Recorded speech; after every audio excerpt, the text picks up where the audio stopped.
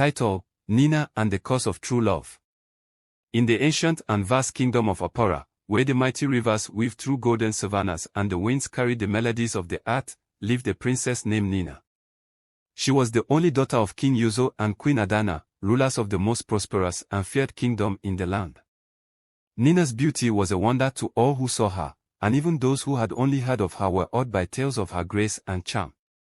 But beneath this beauty, the weight of a terrible curse shadowed her life.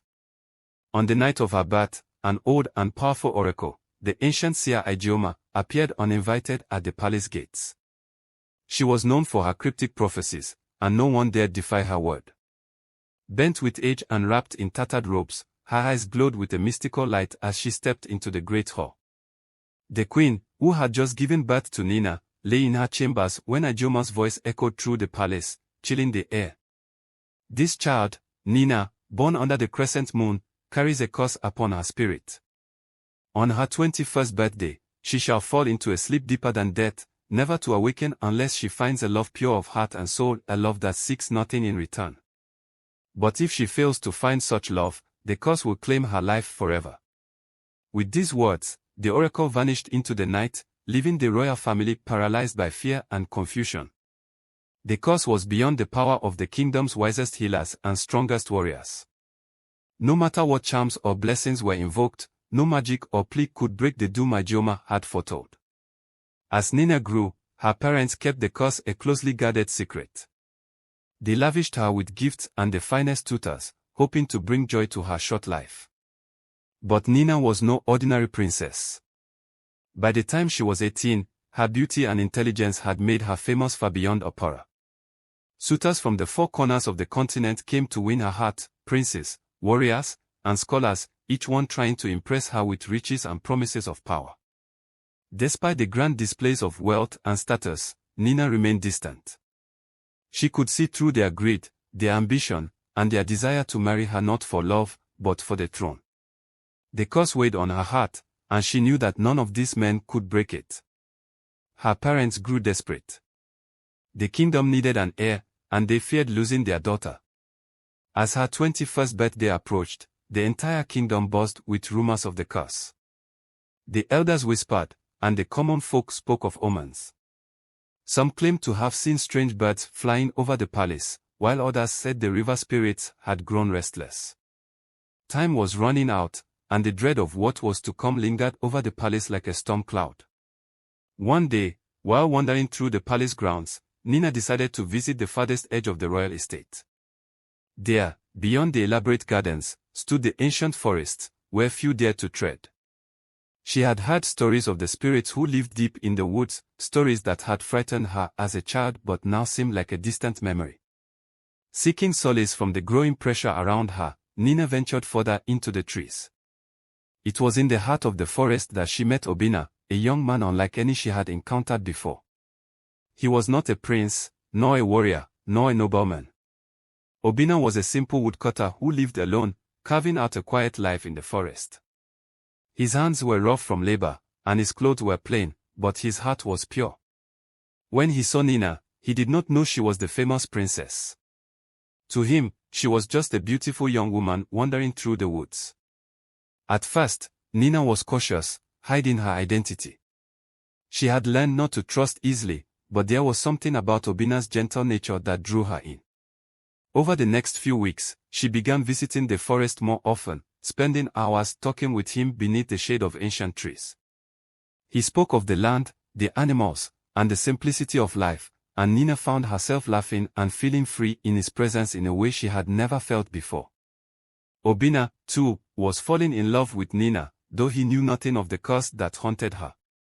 As their bond deepened, Nnena's heart swelled with hope, yet fear gnawed at her.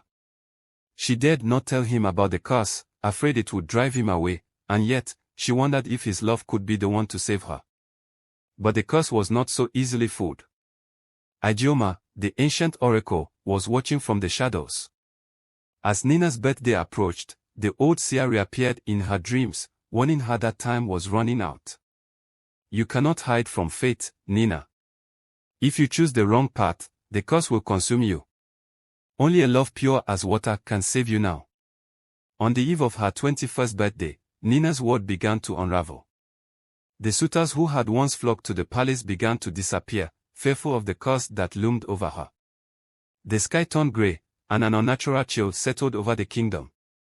The people of Opara, once full of hope, now whispered of the princess's doom. Nnena, torn between her feelings for Obinna and the fear that she was running out of time, finally made a decision. She would reveal her true identity and the curse to him, no matter the risk. That night, she went to the forest, her heart pounding with dread. She found Obinna sitting by the fire, waiting for her as always. "Obinna," she began, her voice trembling, "there is something you must know. I am not who you think I am." She told him everything, the curse, her identity as the princess, and the fact that she would die at sunrise if she did not find true love. For a long moment, Obinna was silent.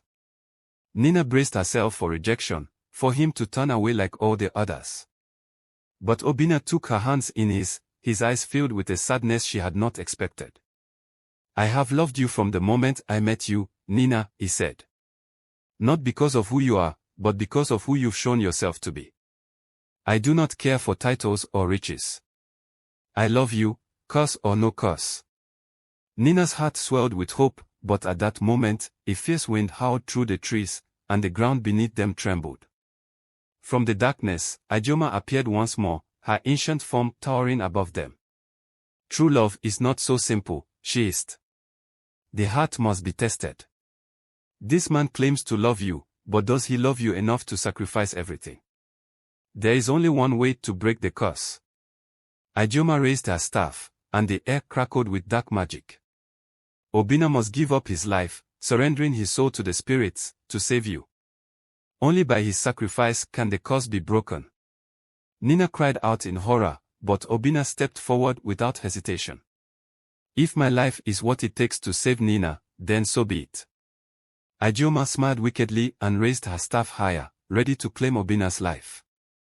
But in that moment, something unexpected happened. The forest, once dark and ominous, came alive.